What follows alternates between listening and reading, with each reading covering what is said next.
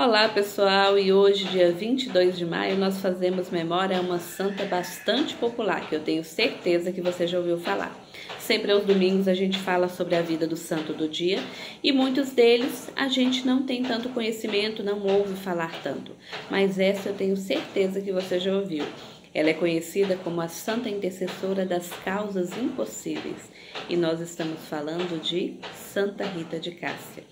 Santa Rita nasceu no ano de 1381, em Rocaporena, que fica a 5 quilômetros de Cássia.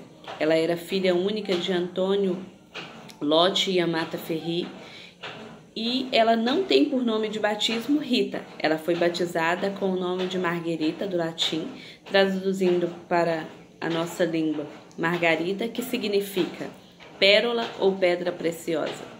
Santa Rita, os pais a educaram na fé, fizeram sempre o melhor, e seus pais eram pacificadores de Cristo, tentando mediar o conflito existente, que era muito comum na época entre famílias, e eles tentavam mediar o conflito entre duas famílias, que eram os Guelfi e os Ghibellini. Me perdoe se eu estiver fazendo a pronúncia incorreta, porque é italiano e eu não falo italiano, mas a gente tem uma noção e consegue entender mais ou menos como significa. E Santa Rita, eles se esforçaram ao máximo para poder educá-la na fé. Inclusive, eles fizeram tanto esforço que ela conseguiu aprender a ler e escrever, o que não era tão comum para a sua época, para uma mulher. E Santa Rita desejava ingressar na vida religiosa, mas por questões de família, por questões culturais, ela foi dada em matrimônio a Paulo, aos 16 anos de idade, com quem ela teve 2 filhos. O Paulo, ele era um homem de gênio forte, violento, assim como foi ensinado a ele pela questão da cultura, pela questão que era passada aos homens, onde era olho por olho, dente por dente, onde a honra precisava se lavar com sangue, e devido ao seu forte temperamento também, Paulo foi conquistando ao longo de sua vida muitos inimigos, deixando um rastro por onde passava de muitos inimigos. E Santa Rita orou incessantemente para que seu marido conhecesse o Senhor, encontrasse o Cristo, para que ele se convertesse, que apaziguasse o temperamento dele. E ela conseguiu, ela alcançou essa graça. Entretanto, o marido dela foi assassinado, Como ele vinha dessa vida de ter conquistado muitos inimigos, do olho por olho, dente por dente, por questões políticas e familiares, ele foi assassinado. Santa Rita, mesmo diante do luto, mesmo ficando viúva, ela perdoou os malfeitores, as pessoas que assassinaram seu marido, mas os 2 filhos não fizeram isso. Assim como também lhes foi repassado, eles queriam vingar a morte do pai. E Santa Rita fez uma oração que é uma oração de pura confiança, de puro despojo desse mundo, de crer realmente que o melhor de Deus está por vir. Ela orou pedindo que, antes que seus filhos cometessem um pecado grave, que seria o assassinato daqueles que haviam tirado a vida do pai, que Deus os levasse, que eles morressem. E essa oração de Santa Rita também foi atendida. Os 2 filhos dela faleceram de causas naturais, entretanto, antes de morrerem, eles também perdoaram as pessoas que assassinaram o pai deles.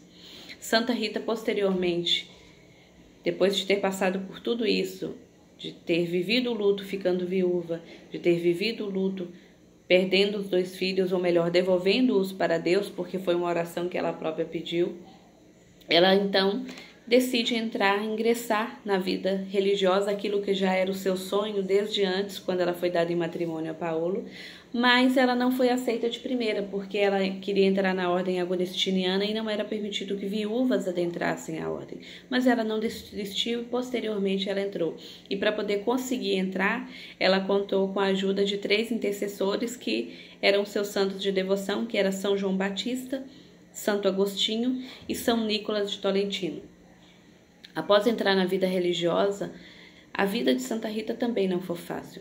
Ela adquiriu estigma na fronte, na testa, e conta-se que ela conviveu 15 anos com esse estigma e de onde saía um odor desagradável, mal cheiroso.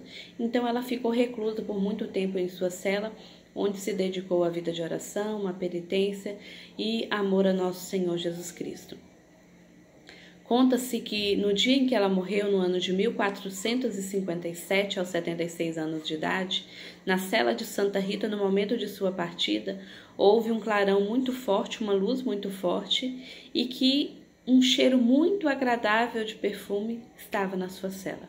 Ela que passou 15 anos convivendo com estigma mal cheiroso, pelo qual ela sofreu muitas humilhações, aquele mesmo estigma de onde saía aquele mau cheiro, a cela dela ficou perfumada então. Santa Rita, ela nos ensina não somente a confiar no Senhor, a crer na vida eterna, mas ela nos ensina a despojar desse mundo a ponto de renunciarmos àquilo que nós mais amamos nessa vida, nessa passagem por essa terra.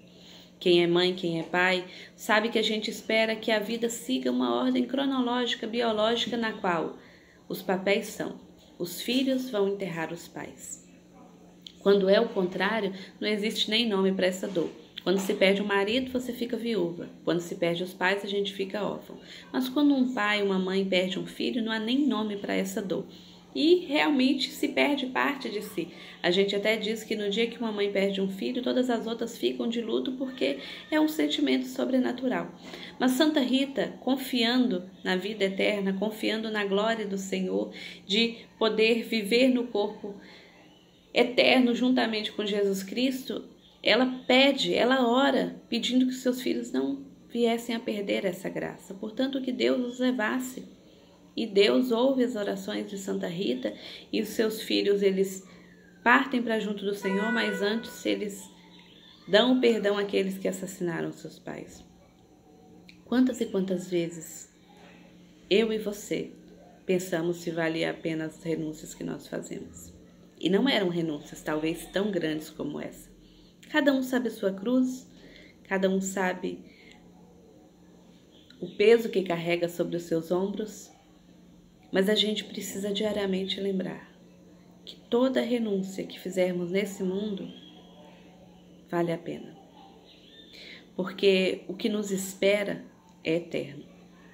Você pode conquistar muitas coisas, você pode conquistar muitas pessoas nesse mundo, mas um dia tudo e todos irão passar. Assim como eu e você passaremos. Porque esse corpo aqui, essa passagem por essa terra, ela tem um tempo determinado, ela tem um prazo, e isso independe de mim e de você. Mas dentro de mim, dentro de você, dentro daqueles que nós amamos, existe uma alma que tem sede de Deus e que é eterna. E é por isso que nós devemos lutar diariamente, fazendo muitas vezes renúncias que são sim dolorosas. Obviamente foi doloroso para ela fazer essa oração, mas que nós sabemos em quem depositamos nossa confiança. Era isso que Santa Rita sabia, em quem ela colocou a sua confiança e que o melhor de Deus estava por vir. Por isso valia a pena o sacrifício de orar incessantemente por um esposo que era violento, por um esposo que tinha um temperamento difícil, pedindo a sua conversão. Por isso que ela devolve os seus filhos para Deus, ainda que isso dilacerasse o seu coração. Então, que o Espírito Santo de Deus nós possamos pedir diariamente que Ele nos ajude a vivermos esse despojamento, de saber que tudo nesse mundo é passageiro e que muitas vezes a gente vai renunciar àquilo que ama, mas por uma causa muito maior, que não é somente maior, é eterna. E eu e você, e aqueles que nós amamos, somos convidados a viver diariamente, renunciando aos prazeres desse mundo, para vivermos a glória da eternidade. Então, peçamos a intercessão.